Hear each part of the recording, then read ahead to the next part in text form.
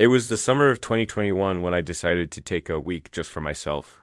My parents owned a beach house along a quiet, forgotten stretch of coastline in the Northeast. The place sat between two tiny towns, completely off the radar. No tourists, no restaurants, not even a gas station nearby. Just an old dirt road, a couple fishing shacks, and this house that faced the sea dot. It was perfect for disconnecting.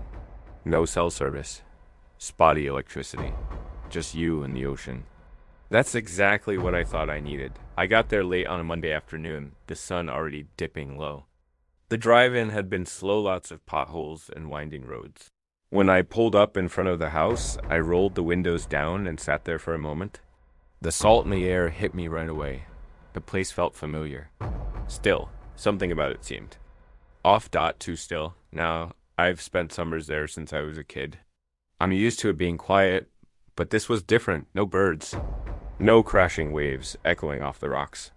Just this heavy, absolute silence. Even the wind felt restrained, like it didn't want to stir up whatever was hiding. I brushed it off, probably just tired from the trip.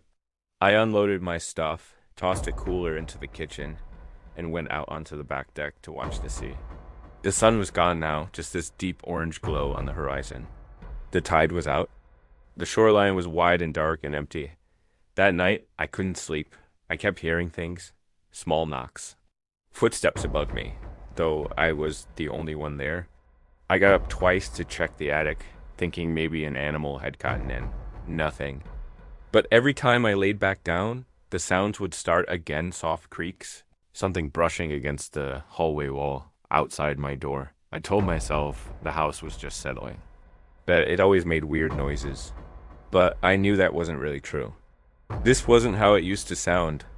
The next morning, I went for a walk on the beach, hoping the fresh air would clear my head. The sky was gray, even though the forecast had promised sun all week. I walked north, past a line of jagged rocks that separated the beach from the cliffs. I didn't see a single soul, not even a distant boat out at sea. Then I noticed something dot footprints dot. They were fresh, heading in the opposite direction from me, barefoot, deep enough that whoever made them had just walked by minutes before. But I hadn't seen anyone. I followed them for about 100 feet, then they stopped, not faded, not washed away by the tide. They just stopped, like whoever it was had simply disappeared. There were no other prints leading away. No sign of a struggle. Just clean, perfect sand beyond that point. I stood there, staring at the last footprint, feeling this weird tension in my chest. Something about it felt wrong. I turned back and went straight to the house. That night, the sounds came back louder. At around 2:30 a.m., I heard what I thought was the front door creak open. I jumped out of bed and grabbed the flashlight from my nightstand. I didn't have any weapons, but I wasn't thinking straight. I was just reacting. The door was closed. Locked, but the smell in the room had changed. There was this faint, wet, mildew-like scent that hadn't been there before. And I swear, the doorknob felt slightly damp. I left the lights on. After that, tried to stay awake. I sat in the living room and stared out the window toward the beach. That's when I saw it, a figure. Standing at the edge of the trees near the dunes. It was tall, thin, completely still, almost like a scarecrow. No light on it, just a shape against the lighter sand. But I could feel its eyes on me. I blinked. Looked again, the next day. I was ready to leave. I'd packed everything and loaded the car by noon. But just as I was about to get in, I heard something. A voice. From inside the house. It was quiet, almost like a whisper. But it said my name. Not a question, not a scream. Just a soft, steady voice saying my name. Over and over. I froze. The voice stopped. I couldn't move for what felt like 5 full minutes. Then I got in the car and drove without looking back. Didn't even lock the door. Just left. I didn't tell my parents. Didn't want them to think I was losing it. But I haven't gone back. Last week, though, I saw a post in a local Facebook group. Someone asking if anyone else had seen the strange lights near the cliffs this summer. They mentioned a tall figure, spotted at night near the dunes. The post was taken down within a few hours, but I saw it. And I know I'm not the only one who felt that silence.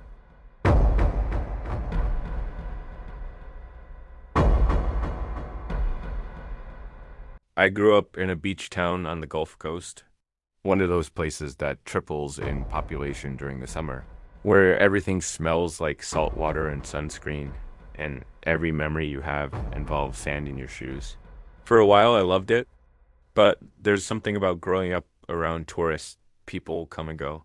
Seasons change fast, and some things get buried literally this summer after I graduated high school. I started working nights at an ice cream stand near the old Boardwalk. It wasn't much, a repurposed shipping container with a window and a little neon sign that buzzed when the air got too humid. I worked from 6 p.m. to midnight, and most of the crowd was harmless. Kids on vacation, drunk couples, the occasional group of teens who thought it was funny to scream when they ordered. Then came August. That's when things started getting strange. It began with the girl in the white sundress. I was closing up early one night around 11:45 because a thunderstorm was rolling in. I just locked the front shutter when I saw her standing at the far end of the boardwalk. No shoes, long hair. She looked like she'd been crying out at first. I thought maybe she was drunk or in trouble, so I called out to her, asked if she was okay. She didn't answer, just slowly turned and walked toward the dunes. Not the parking lot, not the road, just straight toward the black water, as if the storm didn't matter. I stood there for a while, waiting to see if she'd come back. But she DID'd single quotes T-dot the next day. I asked around. None of the other boardwalk vendors had seen her. One of the old guys who sells kites near the pier said, "You saw her too, huh?" When I asked what he meant, he just shook his head and said, "Sometimes she shows up when it's about to get loud," whatever that meant. I didn't want to know. The storm hit hard that night. The power cut out for a while, and half the boardwalk got flooded. A few days later, we were back up and running, but something about the air felt heavier. That's when I started hearing the voices. Not full conversations, just snippets. Sometimes, when I was cleaning the counter after midnight, I'd hear someone whispering under the floorboards, or what sounded like a kid humming an old song, even when no one was around. The first time I heard it, I thought it was wind, but it wasn't windy. Then I heard it again, and again, and once when I bent down to tie my shoe near the service hatch, I swear, I heard someone breathing, slow, raspy, like they were right beneath my feet. I stopped using that hatch. After that one night near the end of the season, I stayed a little later than usual. The owner had asked me to do inventory, and it was almost 1 a.m. when I finally finished. I was locking up the back when I heard footsteps behind me. Fast, urgent. I turned around, expecting a jogger or a drunk tourist. But the boardwalk was empty. Completely empty, except the girl was there again, closer this time. Her dress was wet. Not like she'd been caught in the rain, but soaked. As if she'd just walked out of the ocean. I didn't say anything. Didn't move. She raised her arm and pointed not at me, but toward the trapdoor in the floor behind my stand. Then she vanished, not walked away, not turned and disappeared, just gone. I didn't sleep that night. The next morning, I came in early. Sun was out. Everything felt normal. But I had to know. I unlocked the hatch. It creaked. Rusted. Beneath it was a narrow crawl space. Just sand, pipes, old soda cups, typical stuff. But something shiny caught my eye. It was a charm bracelet. Delicate, tarnished. When I picked it up, I noticed one of the little charms was a seahorse. The kind that used to come free in boxes of cereal when I was a kid. I remembered it immediately. Girl named Kelsey had one. She was in my grade. Went missing when we were 12. They said she got pulled out to sea during a storm, but she was last seen near the boardwalk. I brought the bracelet to the police. The officer barely looked at it before telling me, "We've had dozens of people claim they found evidence over the years." He told me they'd add it to the case file, but I could tell they didn't care. So I tried to forget about it. That was 2 years ago. But sometimes when I visit home in the summer, I walk the boardwalk late at night, and I still hear humming beneath the wood.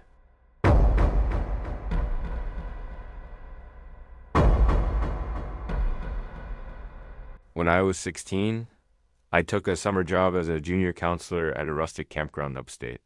It wasn't a big place, just 20 cabins, a lake, and miles of forest. No fancy zip lines or Wi-Fi, just trees, bugs, and little kids who missed home by. The second night, the camp was family owned, passed down through generations, and most of the senior staff had been working there for years. They had all these little rituals, stories, songs, and one particular rule they took very seriously. Don't go past the tree line after dark.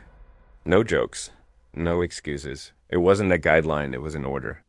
The kids knew it, the staff enforced it, and every night before it lights out, the camp director would remind us, if you hear something out there after dark, no, you didn't. If you see someone be on the trail, no, you didn't, and you stay inside. Got it? We'd all laugh nervously, but I figured it was just part of this spooky camp vibe until one night. I stopped laughing, thought it was the second week of July when it happened. A humid night, loud with crickets and the occasional splash of fish in the lake. My cabin of 10-year-olds had just fallen asleep, and I was sitting on the porch, journaling. When I heard something from the woods, it wasn't an animal, it sounded like a voice. A whisper, then another. And another at first. I thought maybe the older kids were sneaking out for a prank. But when I looked over toward the main trail, it was completely empty. The sound was coming from deeper behind the cabins, past the tree line, in the part we were told to avoid. I stepped off the porch. Just a few feet. I didn't want to go far. Then I saw a movement. It was subtle, like someone ducking behind a tree. Then again, a flash of white, maybe a shirt, maybe skin. Too fast to tell. Hello, I called. You're not supposed to be out there, double quotes, silence, and a giggle. Like a child's, but wrong. Something in the tone was too hollow, too steady. It wasn't natural, I backed up and went back inside. Locked the cabin door and sat up with a flashlight until morning the next day. I asked one of the senior counselors, Becca, if they ever had kids sneak out and try to scare people. She just looked at me and said, "Was it the whispering?" I nodded. She sighed and sat beside me. Look, every year somebody hears something, usually counselors, not the kids. And usually the first time is a whisper. If it happens again, don't talk back. Don't step off the porch. Just go inside. Lock the door. I pressed her for more, but she clammed up and walked away. That's when I realized. Everyone here knew. They just didn't talk about it. That night, it escalated. It started with a knock on the cabin door. 3 soft knocks. I assumed it was one of the kids needing the bathroom, but when I opened it, no one was there. Just the dark, humid night and the sound of leaves swaying gently. I shut the door and locked it again. Then I heard it right behind me, from the window. Whispered. But so close it made my skin crawl. I spun around and shined my flashlight at the window, but nothing was there. Still. I swear the glass had fogged up just slightly, like someone had breathed against it. I didn't sleep that night. The next morning, one of the younger kids, Daniel, wouldn't stop crying. He kept saying she wanted me to come outside. She told me she lost her voice in the trees and needed mine. His counselor thought it was just a nightmare. I knew better. The rule wasn't just camp tradition. It was protection. On the final night of that week, the older counselors decided to host a secret bonfire by the lake.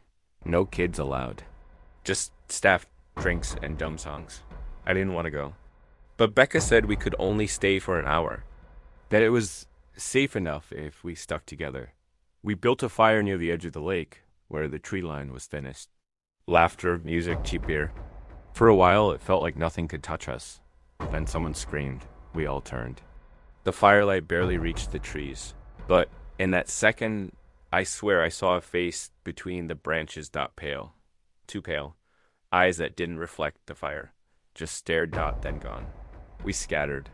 Everyone back to cabins. No questions asked. That night, around 3 a.m., I woke to find Daniel standing by the cabin door. His hand was on the knob. He wasn't moving. Just staring. I sat up. Daniel? He turned slowly toward me. His voice came out dry. Mechanical. She said I could go now. I bolted out of bed and pulled him away from the door. Locked it again, he collapsed into tears. Said the whispers had been calling his name all night. Said he saw her face through the wall. The next day, Daniel's parents picked him up early. I left 2 days later and never went back. Years have passed. But last summer, I went hiking near that old camp just to see it again. Thought it was closed. Abandoned, actually. Boarded up and overgrown dot, but someone had scratched something into the wood by the old front gate. I gave her my voice. I still hear hers. I turned around and left,